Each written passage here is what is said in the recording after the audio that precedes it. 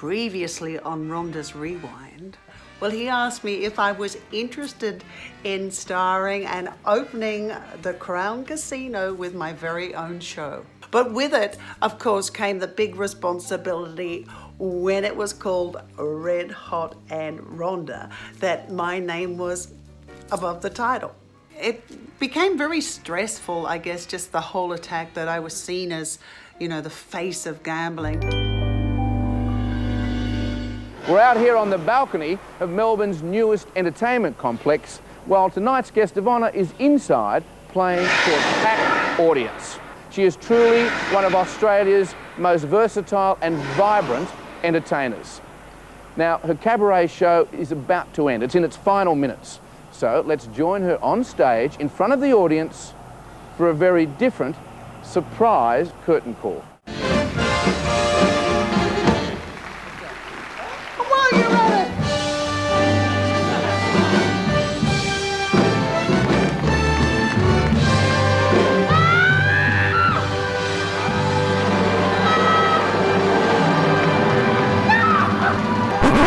Well, I know you're all desperate to find out what happened next when Mike Munro walked down those stairs.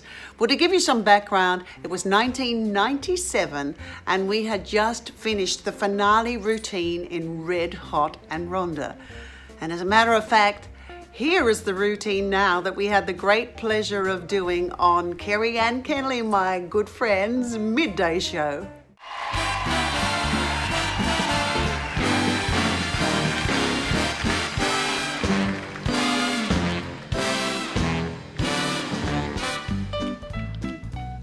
Forget your troubles, come on, get happy.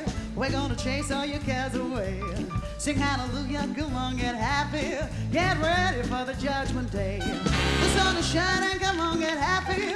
The Lord is waiting to take your hand. Sing hallelujah, come on, get happy.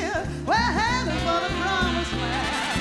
We're heading across the river, wash your sins away in the tide. It's all so peaceful on the other side. Forget your troubles, come on, get happy. We're gonna chase all your cares away. Sing hallelujah, come on, get happy. Get ready for the judgment day. Forget your troubles, come on, get happy. Chase your cares away. Hallelujah, get happy. Before the judgment day, the sun is shining, come on, get happy. The Lord is waiting to take your hand. Sing hallelujah, come on, get happy. We're gonna be going to the promised land.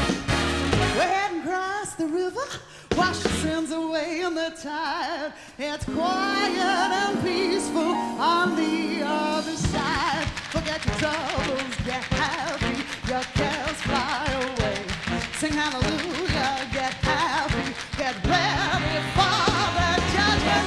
You understand me, I heard a melody, it haunted me from the start.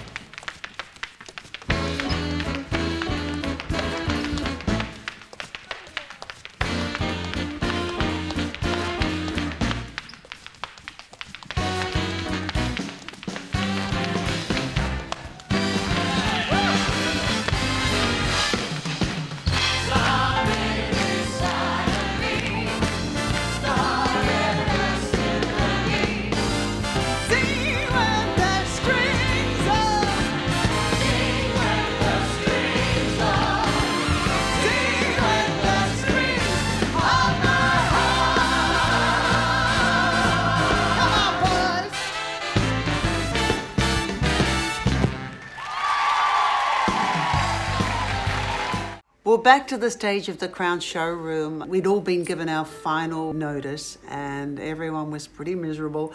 I was absolutely exhausted and drained. That day, my beautiful beloved Satchmo, my Kerry Blue Terrier, had passed away, and I thought, what else can go wrong? And I remember looking out at the audience at these beautiful faces of standing, cheering people, and all of a sudden, Mike Munro came down those stairs and uttered those immortal words. This is your life, Rhonda Burchmore. I remember thinking this was some kind of an elaborate bad joke, because it was the worst day. As I said, we'd been given our notice. My future was uncertain. I didn't know, I wanted to give it the whole business away pretty much. I remember the cameras coming in for a big close-up. The snot and the eyelashes and the makeup, I looked like, Bette Davis out of Whatever Happened to Baby Jane. It was not pretty.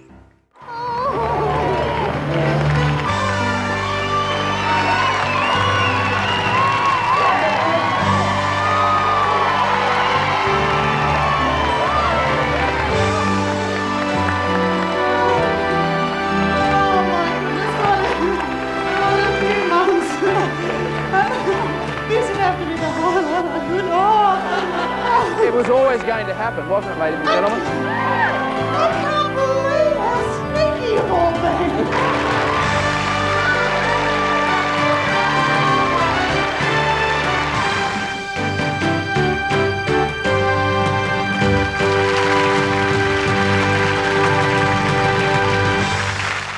We'll talk about silver linings. The episode was amazing. It makes my heart very full, revisiting so many friends and family in this footage that I'd like to share. Well, I bet you didn't think you'd be doing a second show tonight.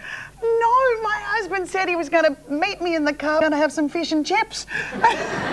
Fish and chips, huh? That's all you had. Look. Boy. They showed footage from my childhood, even when I was 2.5 years old, dancing, I remember, and then all of a sudden my whole family came out and would share their memories. From as far back as I can remember, we used to do everything together. We used to go to dancing and singing and acting, piano. We shared a room together. Anyway, over the years we've grown closer and I'm very proud of her. And Oh, this night, wow. I just tell everybody she's my sister and they say, wow, what's she like? And I say, fantastic. She's a real dag. Now, I wouldn't find out too much later that my dear father, Jack, would have something to do with the planning of that episode. He had managed to get hold of an earlier draft of the episode, and where they had Rhonda as pretty much the fallen star, with Red Hot and Rhonda ending her career. And my dad refused to believe that. He convinced them to rewrite the script, because he also threatened, bless him, the most conservative, glorious, bless your dad, that there would be no show if they didn't change that script. Well, the new script reflected that the whole Red Hot thing was just a hiccup in an otherwise very long, successful career, and that this whole situation would make me stronger and go on to do bigger and better things. This is a moment, that I hold in my heart forever. Your support. God bless you.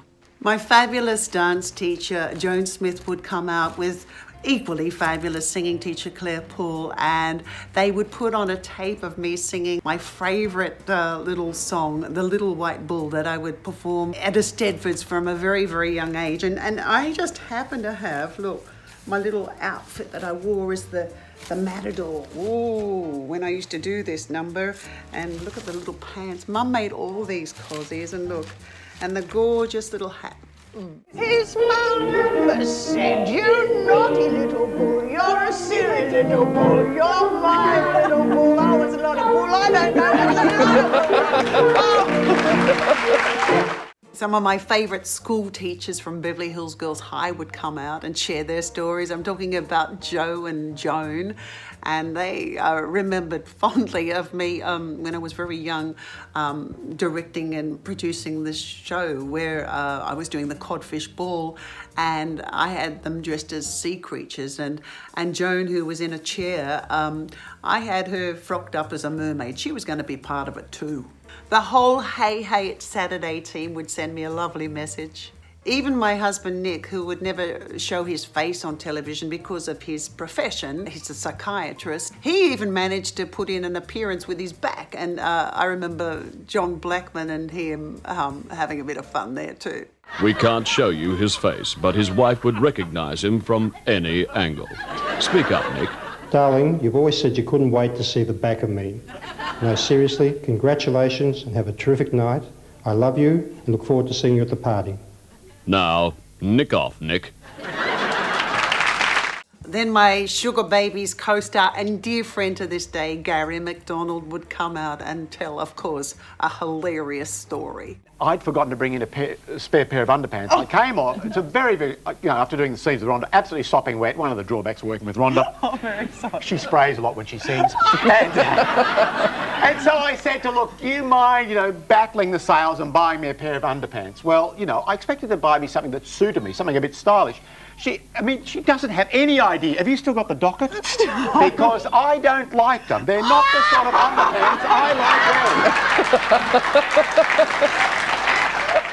They must have spent an absolute fortune on this show because they managed to track down my dear co-stars and friends from Sugar Babies. I'm talking about the incredible Ann Miller and Mickey Rooney. Hi, Rhonda. This is your buddy Mickey Rooney back here in Los Angeles, California. And you know what? I just recall all the wonderful times we had when we were doing Sugar Babies together. It was such fun, and you were so marvelous. You were always a little bit taller than I was, but you're so beautiful and so talented. But remember this, all girls are tall to me. Have a good time. Good on you, and have a lovely night. And this is your night. This is your life, Rhonda. Rhonda Burchmore, one of the greatest talents I've worked with. Oh, Mickey, I love you, but that's enough. Hi, Rhonda. This is your friend, Ann Miller, from Sugar Babies in London, remember? You used to call me your possum.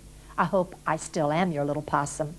Rhonda, congratulations. I hear you're tapping up a storm. And I think I had something to do with that because I encourage you to keep tapping.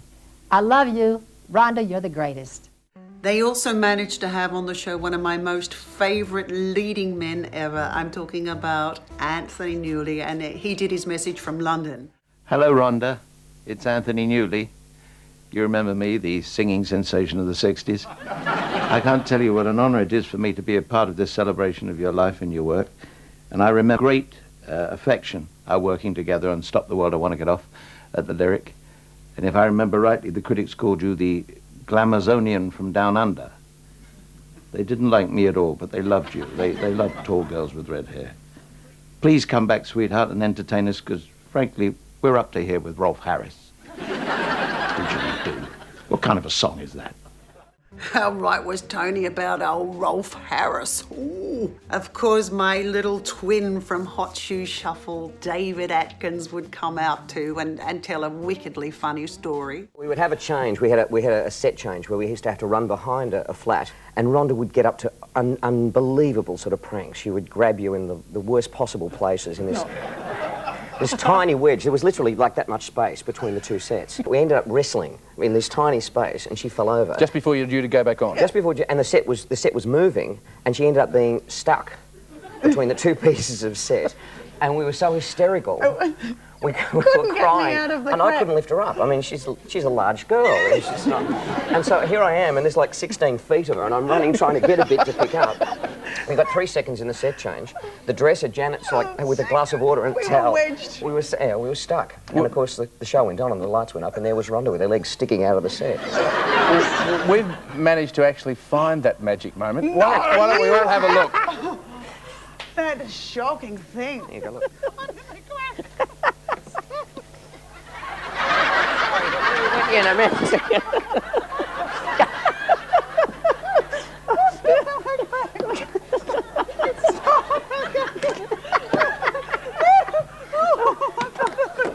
Thank you very much.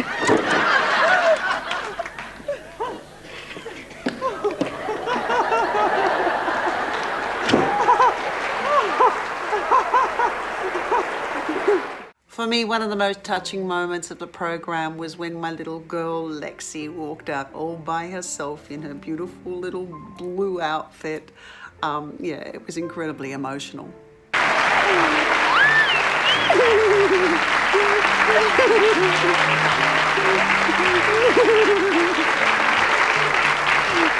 I remember singing The Glory of Love with Lexi in my arms, and it is a song that remains one of my most favorites, and I think the lyric is so beautiful, and it was, and still is, so appropriate.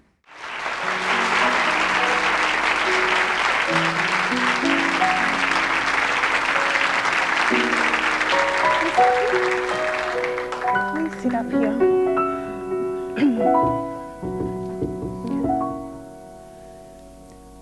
You've got to give a little, take a little, and let your poor heart break a little. That's the story of, that's the glory of love. As long as there's the two of us, we've got the world and all its charms. And when the world is through with us, we've got each other's arms. Burchmore, this is your life. Oh boy. Looking back on this extraordinary episode, I am just so grateful I have footage of some of these people. I'm talking about family, dear friends that are no longer with us. Those people in this episode that were so influential in, you know, my career and life. Well, for the big finale of the show, the doors would open and out came the very tall, the debonair, Broadway legendary choreographer and star. I'm talking about Tommy Tune, who had flown in all the way from New York. I remember him saying that they'd got the rights to do Easter Parade, and the last thing I remember him saying was, "See you on Broadway." All right, we'll rest up. We have a... Oh, bless your heart. Let me get a tissue. Let me get a tissue. Oh, wait, here's one. Quick. Oh, hi. Here we go. Here we go. Here we go, darling. There you go. There. You had a lot. I never appear with children. I'm leaving now. Tommy, thank you very much for joining us. Yes. Thank you. See you on Broadway. And my journey to Broadway? Well, you're just going to have to tune in next time to find out what happened. Well, thank you so much for watching. Now, don't you forget to like, subscribe, and hit that notification bell if you want more of Rhonda Rewind coming right at you.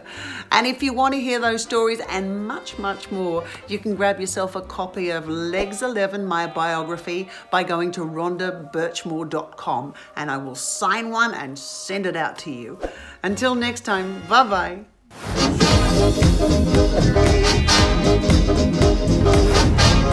Well, what is it, guys?